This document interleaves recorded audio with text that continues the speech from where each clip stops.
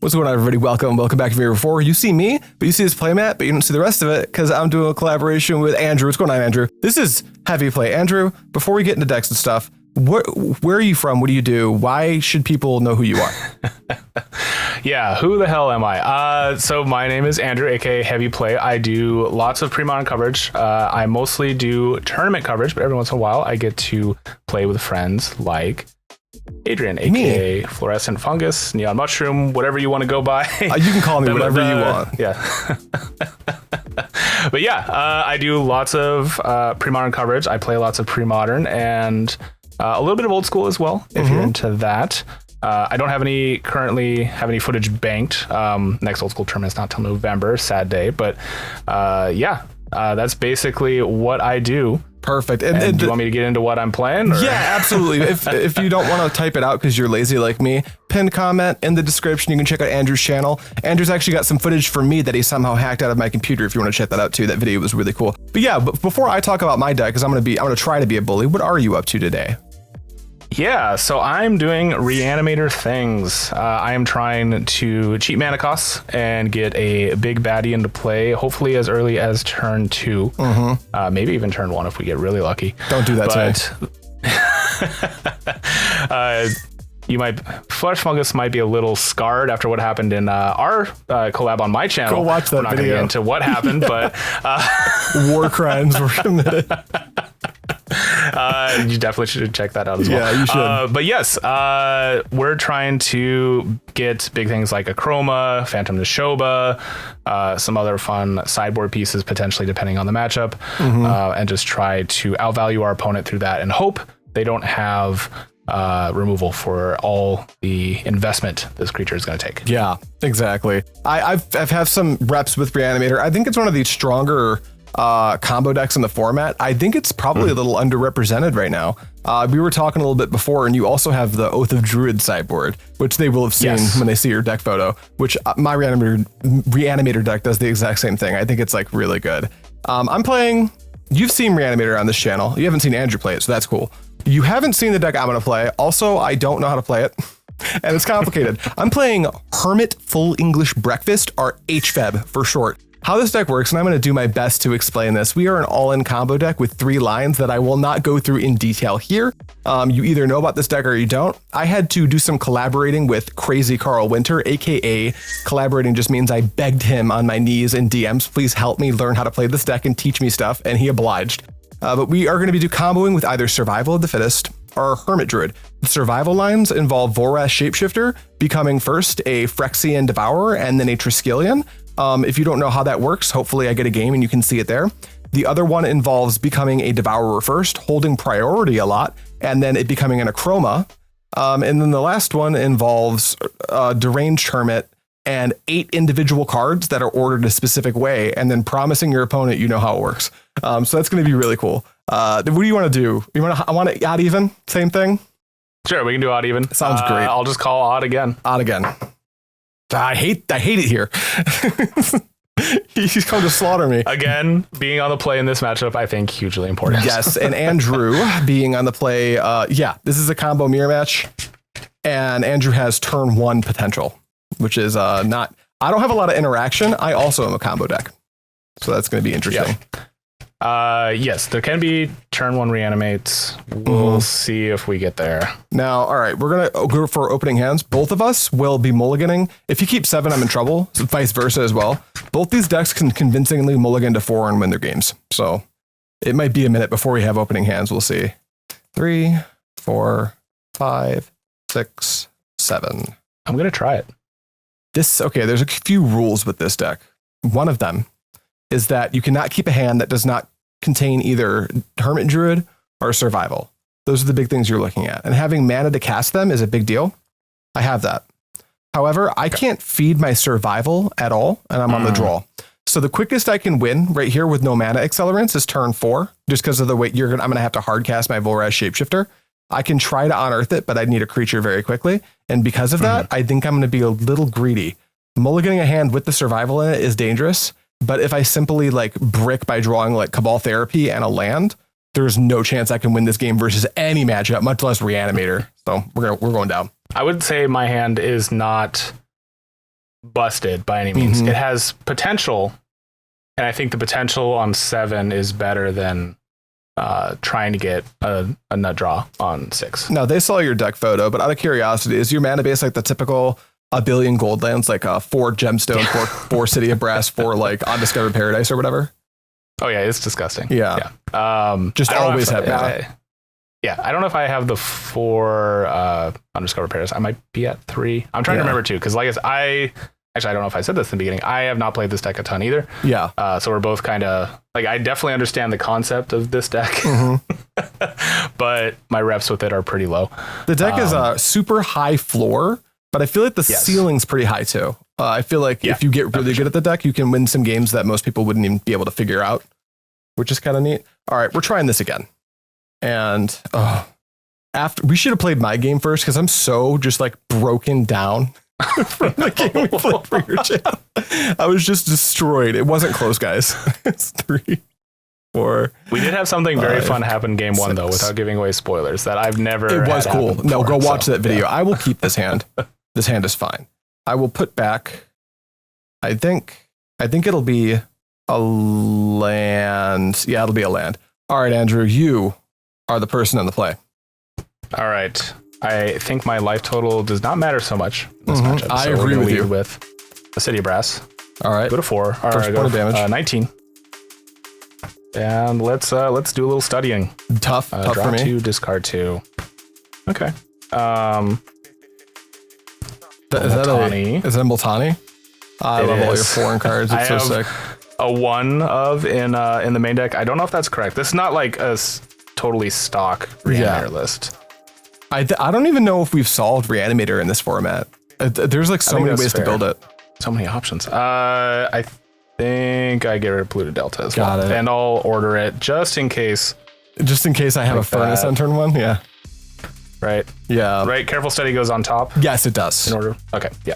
Just like Fact or Fiction. Passing? No, I have an Unmask, pitching and Unmask. Well, this isn't the worst. Here's the survival you're going to get. I have Wall of Roots, Land, Gemstone Mine, a card that normally I use to combo. It's Krosan Reclamation. But here, it has other text, and then another land. I'm imagining you're not getting this because it has flashback. Yeah, I don't think so. I think the survival is... Yeah, this is a dangerous little buddy. Yeah. Yeah. And then I will pass to you. All right. That's known information for everybody. I'll draw. Let's go with I'm just going to play a Gemstone Mine, which comes in with 3 counters, and I'll pass the turn. I really needed that survival, Andrew. I'm sorry. Rude. Not that sorry. He's not that sorry. He's not sorry at all. Hey, he's faking. All right. We're going to do the thing. I'm going to take a point. I mean, I wish I had something a little bit better. Than a 2/2? It's both hands, actually. Oh, it's both hands. It's cards and hands? Yeah. That's pretty good still. That's still pretty good. It's still pretty good, but I feel like we're both using a lot of resources. So this for... right now I have 5. 7? 7 total? Okay, yeah. Good to go? Yeah. And then, I will pass to you. I'm drawing. That's interesting. I'm going to play... Let's go with a Llanowar Wastes. Let's go with a tap for 2. And I'm just going to play out my friend, Wall of Roots. Okay. And then I think I'm supposed to pass here. Okay. So you have 4 total. So after you draw, it'll be 7 again. Okay. Yeah. Assuming I don't play anything out. Right. I will play one thing out. So we'll go to 6. Pimp. And take a point. Go to 17. And for a black. Pimp. For a little guy. Yeah, he's here. All right. So we got a 6/6. I could have probably done this on... You want to do that post-combat? After the fact? Yeah. Because I would get it. I'll take 7.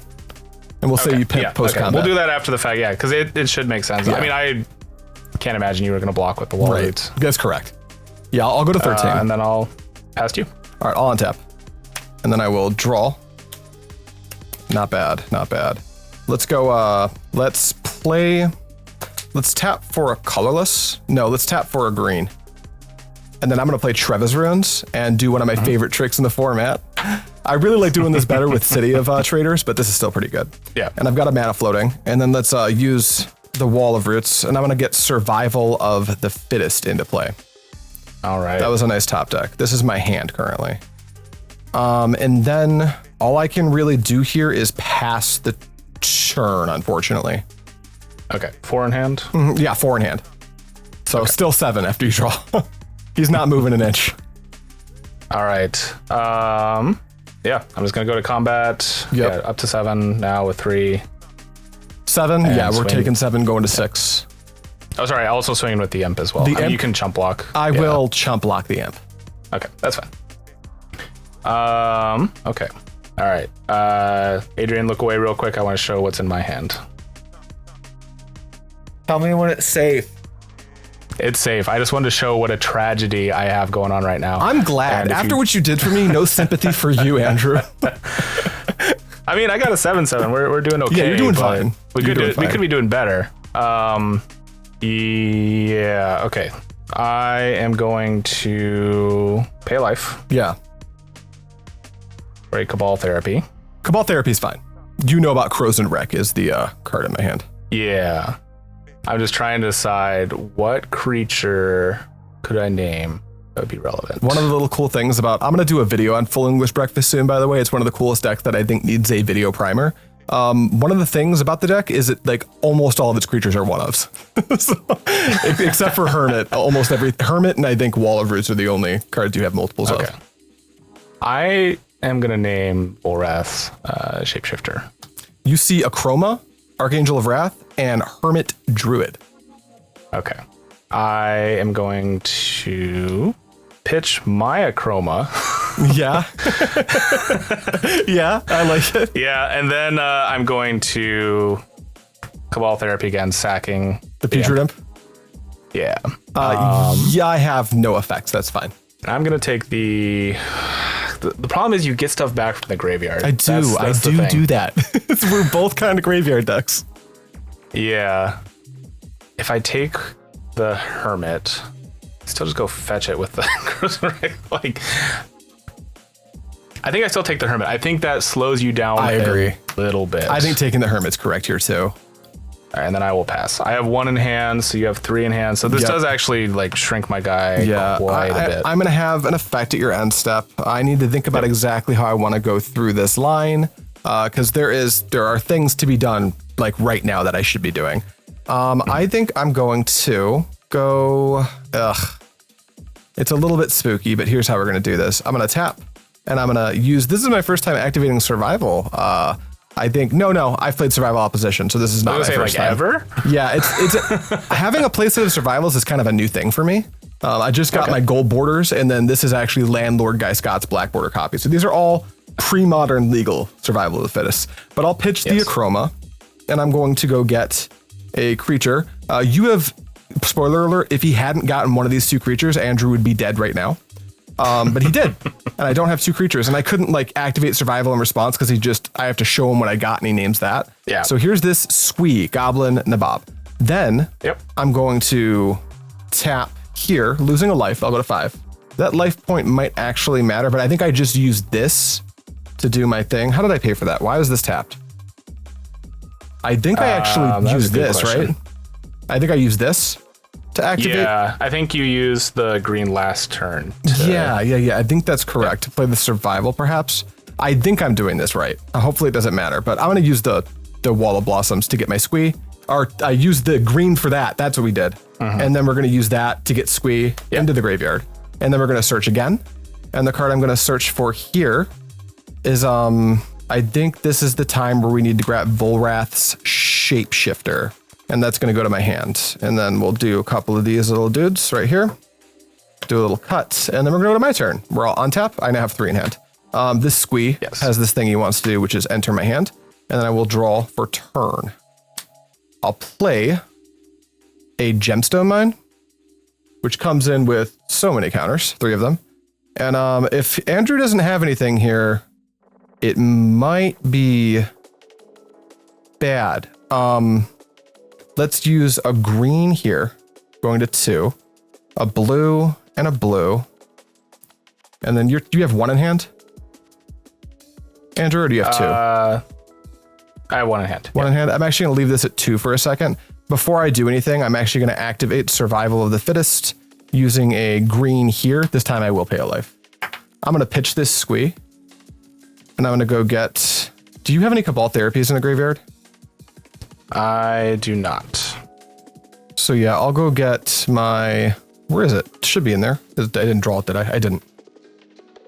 Do that. 1, 2, 3. That's, so it's not the greatest, not the worst. Here's my... and you have that in the bin. I'm going to grab this Devourer. But then I think, let me see, I've got 4 in hand. You've got 1, so that's 5 power, which is clearly too much. Shuffle this. This is what I meant when I said I don't know what I'm doing. This deck is hard. I'm going to actually, I could play Volrath Shapeshifter here, but it creates a stopgap. I think I actually need to pass the turn, so I'm going to. Okay. I will untap and draw. Mm-hmm. Okay, so Wall of Roots is currently an 0-3? 0-3 is correct, yeah. Okay. Like, I think I'm dead next turn, so I'm trying to decide. I'm going to show you what the travesty was, because I don't think it matters. There's an Animate You know what Dead. I can't bring back with... the creature with pro black? Yeah. That and Akroma, bit of a nombo. Yeah, bit of a nombo. Yeah, so that... And there's only 2 of these in the deck, so, you know. That's tough. That's a bummer. If I had done the reverse and saved the Exhume, I think... That'd have been quite good. Yeah. We're going to go to combat. Mm-hmm. Swing for 6. All right, you're swinging for 6. Here I need to be careful. I'm gonna block with Wall of Roots and then add a counter to Wall of Roots. It doesn't have trample, does it? I was actually just double checking. I'm pretty sure it doesn't. Yeah, let's make sure that. I guess that does affect my bottom line. I've got English copies, but they're put away. Yes. It doesn't? No, it does not. All right, we're going to pitch. It also has Shroud, which is... Yeah, can't target it, I think that's why the card's so good. We're going to pitch Hermit Druid, and we're going to search.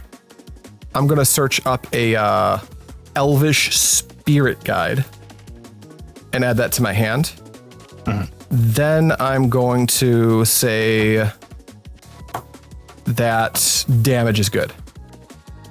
Okay. So this is a super dead Wall of Roots. Yep. Okay. Just trying to decide if it matters if I bring a Putrid back. It doesn't have threshold, so it could still block. Good. But I don't know if that matters.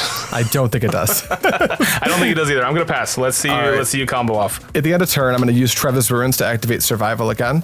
This time, I'm gonna pitch Phyrexian Devourer, and I'm going to search to grab Triskelion and add that to my hand. Then, with no other effects, I'll cut and I'll untap. And then we have a Squee that wants to come back to hand, so we'll resolve that first. And then I will draw for turn, which is that card. All right, it didn't end up mattering. We grabbed the Elvish Spirit Guide for a reason. I'll show why. I did draw the land, but I'm not going to use it here. This is a nice little trick you can do with the deck. I'm going to use this for blue, tap out, and I'm going to play Volrath's Shapeshifter. And then I'm going to, because it is a Phyrexian Devourer right now, I'm going to start activating it. I'll do the first one manually so everyone can kind of see how it works. When we activate it the first time, it's going to be 1. So it's going to get a +1. And then once it hits power 7, it's going to try to bury itself. But that's 0. That's 2. That's 3. This is 0. This is 4, 5. So it's 6 power currently. 7, 8. So it's going to go to 8 power and I'll respond to the trigger to bury itself. 8, still 8, respond 8. Respond 9, 10. We're going to keep responding. 12, 13, no, 10, 11, 12, 13. Your life total is at 16. 14, 15, 16, 17. I'm going to go a little higher just in case. 18, 19, 20, 21, 22, 23, 24, 25 seems fine. Then I'm going to pitch Elvish Spirit Guide to make a green mana and activate Survival, pitching Triskelion. It doesn't matter what I get here. Triskellion's now the top card of my library. This is, I think 24 is what we said. I'm going to shoot you for 24 with all the counters on this. And that's how the easy win works. That's the reason we got the Elvish Spirit Guide, is because if I didn't draw land there, I wouldn't have had the mana to pitch the Triskelion, which is a nice little trick if you have excess creatures. We finally got one game on Andrew. So I guess we're going to sideboard. So why it was relevant too is I had a Sickening Dreams for your wall roots.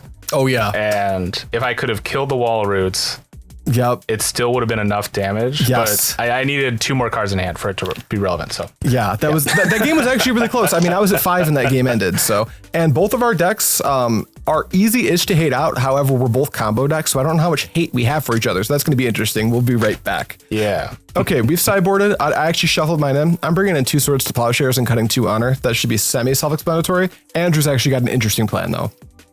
Yeah, so one of the alt plans for Reanimator is if you see a creature heavy deck in your game 1, you bring in Oath of Druids. Now, oathing into a little imp is not the best, so it's a pretty even swap. This is not quite a standard Reanimator list, though, because I am running some amount of Hapless Researcher, which is a 1-drop. I can sack it to draw a card, then discard a card. It's just a one-time discard outlet.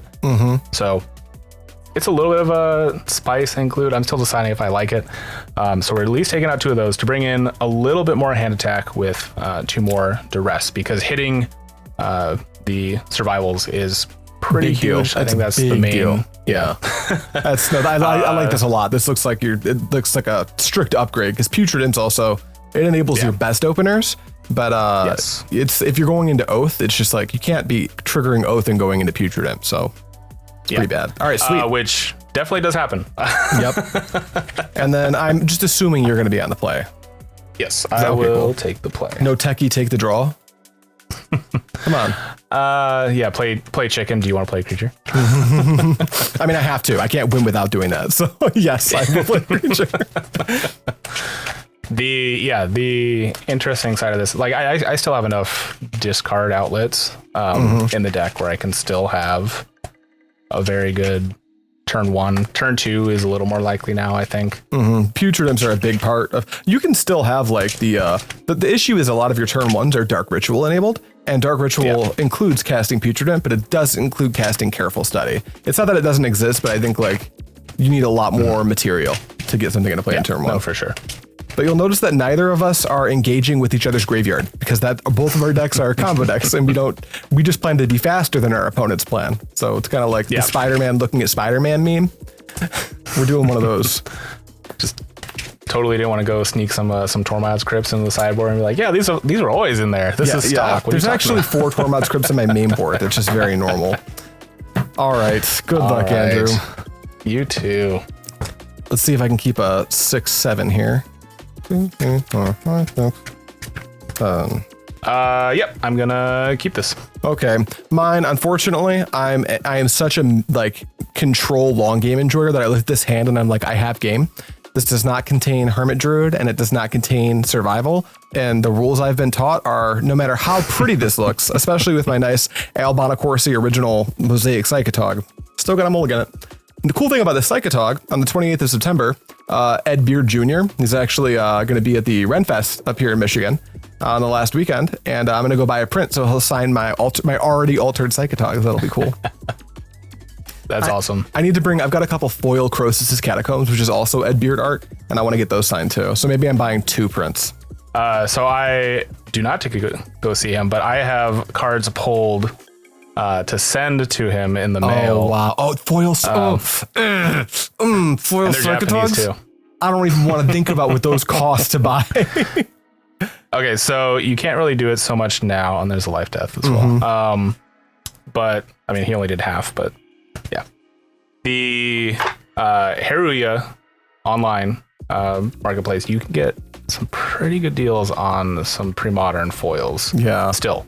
Really? Also just like regular Premodern cards that may be priced out in the US, like Volrath Stronghold. Yeah. It's like it's like $90 card or whatever. Yeah. Yeah. It's like 50 for Japanese. Adrian, cut this part of the video and save it to your OneDrive so you can. I'll release this video after I've bought out Hyrule of the only problem swag. And to not get political, but the tariffs. Yeah, I mean, they are just happening whether you like them or not. So. Yeah. They caused Japanese post is no longer going to the U.S. For the time being. That's a bummer. A bunch of countries actually have essentially stopped shipping to the U.S. for the time being while they try and figure out what actually is going to happen with these tariffs. Yeah. So you can still order from them, but they'll send you a nice little email, and it says on checkout too. That they're going to hold on to it until they know what they're paying to do it, and you might have to pay more for shipping, or if it goes away or gets delayed again, it'll just be what you paid. But yeah, so I actually already have an order that's being held. I knew it was going to happen, but they had to restock on some stuff. I'll have it held, and hopefully they don't hold it for as long as it takes me to find an opening hand, though, because this one doesn't have either of the cards I was looking for. Don't oof yet. This deck it's shocking how little material this deck needs to win the game. That's right. I mean, I feel like Reanimator's similar. Yeah, very similar. Yeah. It's you kind of just do your A game plan and it's good. This deck technically does have like a C plan of like if the game gets slowed down enough, we can start to do stuff like set up a Karmic guide, like Volrath Shapeshifter, a Karmic guide to Reanimator Akroma or something, and that becomes a line. Yeah. I think this matchup's way too close to the ground to plan to do that. So we try again. Come on, banger 5. Let's go. 1, 2, 3, 4, 5, 6. Well, that's upsetting. I mean, it's really good at interacting with you, but we're gonna go to 4. that is pretty good. That would be good, but if I sit here and just like maybe I'll have to think about it. I'm gonna mulligan it based on the rule about mulliganing with this deck, but I could actually in editing, I'm probably gonna have a eureka moment. Where it's like, oh, wait, but if I don't ever let him do anything, I can take forever to draw survival or whatever. But the problem with that is like, you also are drawing cards while I'm sitting here doing nothing. So I don't know. Yeah, we'll see. We'll see. You're also on the play, so who knows what you're going to open up on. All right, one more time to 4. You know, I just said I'm going to keep any 4, but I actually might mulligan to 3 in certain situations. Boop, boop, boop, boop, boop, boop. 7. 1, 2, 3, keep 4, 5, 6, 7. Okay. What has to go to the bottom? I think this card. I think we need. Do we just need these like 5? Yeah, it's just these 5. We gotta. No, it's 4. It's 4. So it's these. That's a little bit spooky. We ball. These 4. All right, Andrew, gear up. All right. I will go ahead and get a swamp. Yep. For a Cabal. Yeah, that resolves. And the question is, do I name survival or do I name the Hermit? Who knows? Which am I more scared of with a 4? Like what? Knowing barely anything about this deck, what is a keepable 4? What is a keepable 4? I think I named survival. It's the Hermit Druid and 3 lands. All right. I knew I should have brought in more snuff outs. Wow. That seems targeted. Are you gonna unmask my Hermit Druid now? Unfortunately, I'm just gonna pass. Okay, I'll take a draw.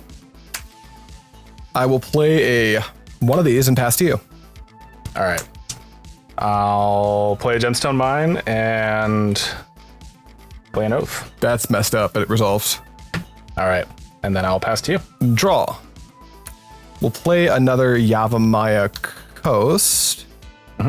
And then I think we need to pass the... You know what? No, we don't. We don't need to pass the turn. What am I talking about? I drew it the turn after you named it. Survival. I'll pass to you. All right. All right, another Gemstone Mine. Yours are nicer than mine by like a lot. These are also just the Dominaria. Yeah, those are actually affordable, but I just never bought any. They're so nice. I'll start off, I guess, with a Duress. Yeah. Duress works. You see another land. Okay. And then I'll pitch for an Unmask. Yep, which I take drew my after buddy. You. Yeah. He's gone. All right. I'll pass to you. All right, untap and draw. We're going slow. Low and slow, my guy. I'll play a Llanowar Wastes, and then I will. How many cards do you have in hand? Any? Just one. Just one? Yeah, I guess it was under my webcam. We'll see what happens. Want to lose a life? Are you playing a creature? I'm gonna discard Palinchron to survival. Okay. And I'm gonna search for. You're gonna like this, I think. Like, this is probably good for you because I'm searching for and playing Hermit Druid down to 2 life and passing to you. All right. Untabbed Oath Trigger. Yep. Don't want to forget that. A banger. Nope. No banger yet. Banger. Nope. Banger. Okay. Verdant Force. Verdant Force. That's pretty big. That's actually not great with Oath, but whatever. We'll take it. During each player upkeep, I get a Saproling token. I can stack it so at least you don't get the trigger next turn. And then draw. Yep. Go City of Brass. Yeah. And I'll pass to you. I'm gonna untap. And in my upkeep, I'm gonna lose a life like this with Yavimaya Coast. Down to 16, I'm gonna activate Hermit Druid. Okay, so I'm sure you know about this. This is a video for my channel, and I know we haven't played this on my channel yet, so I'm gonna explain this. Andrew, at any point, if you're ready to stop me from doing this, just cut in and let me know what you're doing. I have no basic lands in my deck, so I'm putting my entire graveyard, the entire deck into my graveyard. These 2 cards were already here. Something very important happens with Hermit Druid. Hermit Druid does not individually put the cards in the graveyard. It says reveal cards until you see a basic land, meaning they're all entering at the same time. I, as the player who controls these things trying to go to the graveyard, get to order what order they go in the graveyard in. Here will be the order. The only thing that matters is the top 8 cards. Here's a Cabal Therapy. Here's a Volrath's Shapeshifter. Here is a Psychatog. Then we're going to get we've already got the Cabal Therapy. We're going to get a Krosan Reclamation. Continuing, we are going to grab Akroma, Angel of Wrath. We're going to grab Karmic Guide, that's 6, then 1 and 2 Unearths. This is the rest of my graveyard. It does not functionally matter here. The order is going to be Akroma, Angel of Wrath, Karmic Guide, Psychatog, Volrath's Shapeshifter, Unearth, and Krosan Reclamation, followed by Cabal Therapy. So this is the top 8 cards of my graveyard. We have not drawn yet, so I'm going to tap for 2, losing a life. And I'm going to cast Krosan Reclamation, and I'm going to target 2 copies of Unearth. They're going to go on top. This is my graveyard. Am I good to draw for turn? So, point of contention, I guess. Yeah. So you did this on your upkeep? Yes. Okay, so would my of Oath... Oath is a mage trigger. Right. Right. Oh, right. Yes. Yeah, it's okay, a mage so it trigger. doesn't even matter. So yeah, okay. Otherwise, like, I would can I just make you mill out? No. Yeah, it's a mage trigger. Do you have anything before I draw? I do not have anything. Okay, so we're tapped out completely. I've already paid 2. I'm drawing. I'm in danger. We know that this is a City of Brass, which taps for black. I'm going to cast Unearth and pass priority. I'm targeting my Volrath Shapeshifter. Yes. I'm sorry. I did mess this order up. 2 white giant creatures. creatures. Your Karmic Guide first. Yeah, that's the order. So what we're going to do is we're going to target Volrath Shapeshifter. This is another interesting rules thing I have to explain. Volrath Shapeshifter comes into play, and then Unearth resolves. That means for a split second, it sees a Karmic Guide when it's in play, and this resolves. This never gets to be a Karmic Guide while I have the option to do anything, but when it came in, it put a trigger on the stack that is Karmic Guide. That's going to target Karmic Guide. Karmic Guide is going to come into play. Karmic Guide has a trigger that reanimates. It's going to reanimate Psychatog. With Psychatog, I'm going to pump it by exiling Unearth and any other card from my graveyard, making the top card Akroma. Then I'm going to sacrifice Psychatog to Cabal Therapy you, naming Swords to Plowshares. Psychatog becomes the top card. It's an Oath. This goes to the bit, this goes to exile. Now I have a Volrath Shapeshifter that is a Psychatog. I'm going to make it a 1 power, 2, 3, 4, 5, 6, 7, 8, 9, 10, 11, 12, 13, 14, 15, 16, and then finally I'll exile Psychatog and Triskelion to make it a 17-17. Psychatog's gone, and now the top card's Akroma, so it's 17 plus 6, so it's a 23-23 with flying and haste. Yep, I die. Yes. We got one, boys. Oh, well, that was fire. Hey, Yeah. got you back, jerk. Fair. You know what? How long In was this? hindsight, an oath package into all your scary shit is Yeah. maybe not the best idea anyways. Yeah, But it's Hermit Fed. You get a lot of points for your opponent not fully knowing what's going on. So there's always that. I don't even know what's going on, and I play the deck. So, but that was sweet. Andrew, that was really cool. Thanks for coming by. Hey, I feel like you need to plug your channel again. yeah, of course. Like you have to, So- because I need more people to watch your channel. That way you collaborate with other people and get other channels to grow. So I have more pre-modern content to watch. Fair. Yeah, so like you mentioned, I do lots of pre-modern. I also do a little bit of old school.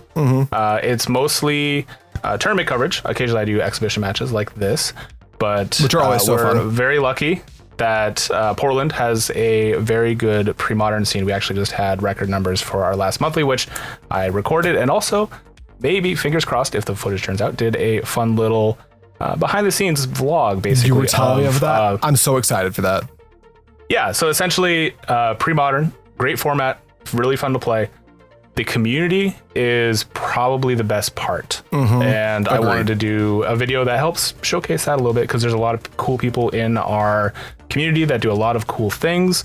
Not just us making content, but also people doing patches, alters, cool proxies if your local group allows that sort of thing. So many pre-modern events also like donate to charity and stuff. It's a very good community. And it's not just majority. like, it's not a state thing. It's not a country thing. I've heard about this basically everywhere in the world. People are playing this format. Old school is kind of similar too. So if you haven't watched old school, because you're watching on my channel and I don't do old school, it's just I don't even play it. I watch all Andrew's old school videos. It does scratch a similar itch to pre-modern. It's a very fun format as well. Very similar. They are a little less proxy friendly, which is its own thing. I mean, I get it. It's a nostalgia thing. The same thing with pre-modern a little bit too. But yeah, definitely a fun format as well. You can still get into that format and play for a very reasonable price. As a mono black player playing Dark Rits, always a good time. Him to Torok is part of the Power 10, so you'll be fine. Yes, Him to Torok and Sinkhole with your hippies and Dark Rits, and your hippies actually tend to stick around for more, for longer. Way less removal. Yeah. But yeah, that's what I'm all about. If you want to go check it out, I'm sure a link is in the description below. It's down there. And yeah, thank you so much for having me. Yeah, dude, this was a blast. Let's do it again soon. Thank you guys for watching. Hopefully you enjoyed this. Watch everyone's content. I mean, everybody's. Don't go to work tomorrow. It's going to be great. Thank you so much for watching. As always, I'll see you next time. Sweet. That went well. Piss off, Andrew. Get dunked.